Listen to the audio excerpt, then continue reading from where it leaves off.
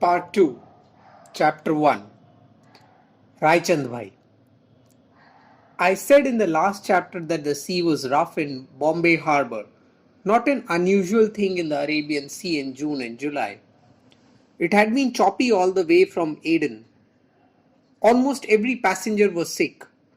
I alone was in perfect form, staying on deck to see the stormy surge and enjoying the splash of waves. At breakfast, there would be just one or two people besides myself, eating their oatmeal porridge from plates carefully held in their laps, lest the porridge itself find its place there. The outer storm was to me a symbol of the inner, but even as the former left me unperturbed, I think I can say the same thing about the later. There was the trouble with the caste that was to confront me. I have already adverted to my helplessness in starting on my profession. And then, as I was a reformer, I was taxing myself as to how best to begin certain reforms.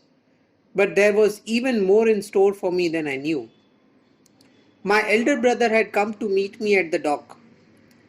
He had already made the acquaintance of Dr. Mehta and his elder brother, and as Dr. Mehta insisted on putting me up at his house, we went there. Thus the acquaintance begun in England continued in India and ripened into a permanent friendship between the two families. I was pinning to see my mother.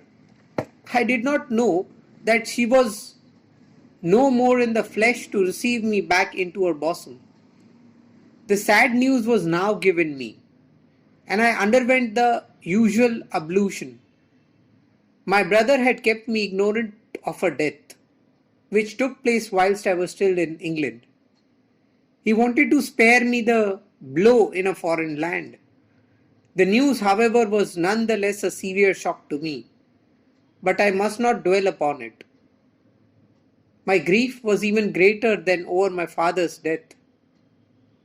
Most of my cherished hopes were shattered. But I remembered that I did not give myself up to any wild expression of grief. I could even check the tears and took to life just as though nothing had happened. Dr. Mehta introduced me to several friends, one of them being his brother Sri Raychandbhai Jagjeevan, with whom there grew up a lifelong friendship. But the introduction that I need particularly take note of was one of the poet Raychand or Rajchandra, the son-in-law of an elder brother of Dr. Mehta and partner of the firm of jewellers conducted in the name of Raychandbhai Jagjeevan.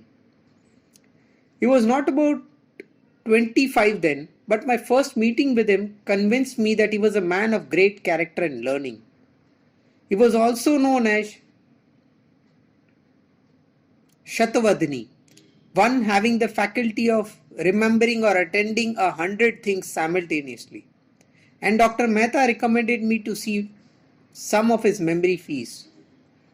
I exhausted my vocabulary of all the European languages I knew and asked the poet to repeat the words.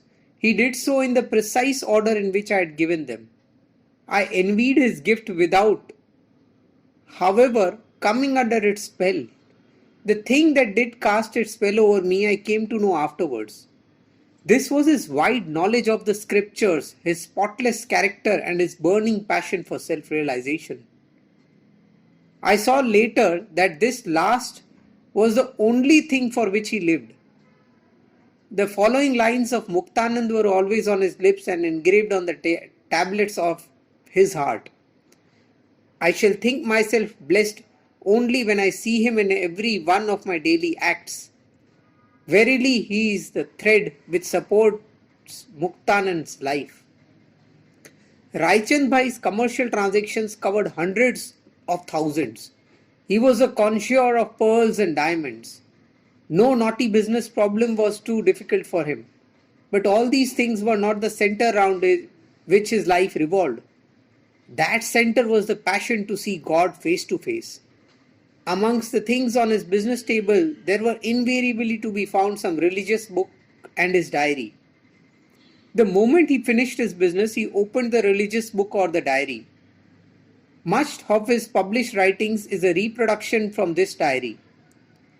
The man who immediately on finishing his talk about weighty business transactions began to write about the hidden things of the spirit could evidently not be a businessman at all, but a real seeker after truth. And I saw him thus absorbed in godly pursuits in the midst of business, not once or twice, but very often. I never saw him lose a state of equipoise. There was no business or other selfish tie that bound him to me, and yet I enjoyed the closest association with him. I was but a briefless barrister, and yet whenever I saw him, he would engage me in conversation of a seriously religious nature. Though I was then groping and could not be said to have any serious interest in religious discussions, still I found his talk of absorbing interest. I have since met many religious leaders or teachers. I have tried to meet the heads of various faiths, and I must say that no one else has ever made me to the impression that Raychandbhai did. His words went straight home to me. His intellect compelled as a regard for me as his moral earnestness, and deep down in me was the conviction that he would never willingly lead me astray and would always confide to me his innermost thoughts. In my moments of spiritual crisis, therefore, he was my refuge. And yet, in spite of this regard for him, I could not enthrone him in my heart as my Guru. The throne has remained vacant and my search still continues. I believe in the Hindu theory of Guru and his importance in spiritual realization. I think there is a great deal of truth in the doctrine that true knowledge is impossible without a Guru. An imperfect teacher may be tolerable in mundane matters but not in spiritual matters.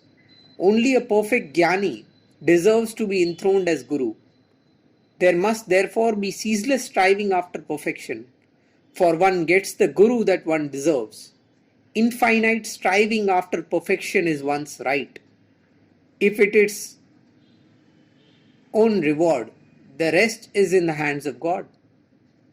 Thus, though I could not place Raychandbhai on the throne of my heart as Guru, we shall see he has on many occasions my guide and helper. Three moderns have left a deep impression on my life and captivated me. Raychandbhai by his living contact, Tolstoy by his book, The Kingdom of God is Within You, and Ruskin by his Unto His Last.